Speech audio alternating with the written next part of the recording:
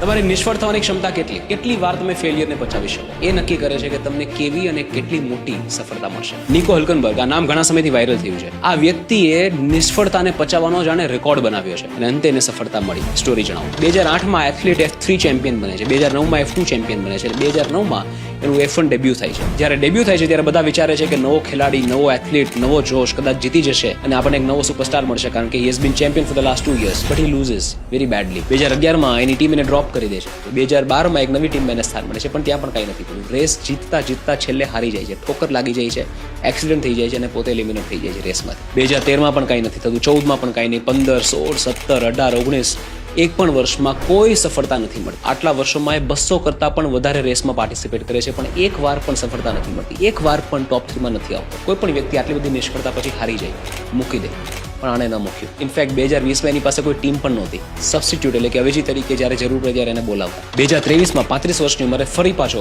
રેસમાં એન્ટ્રી કરે છે. 35 વર્ષની ઉંમરે યુઝ્યુઅલી એથ્લીટ્સ રિટાયર થઈ જતા હોય છે. આ ભાઈ પાછા રેસમાં એન્ટર કરે છે, પણ એની પાસે સ્લો કાર છે, જીતી નથી શકતો, હારી જાય છે, વળી પાછો રેસની બહાર.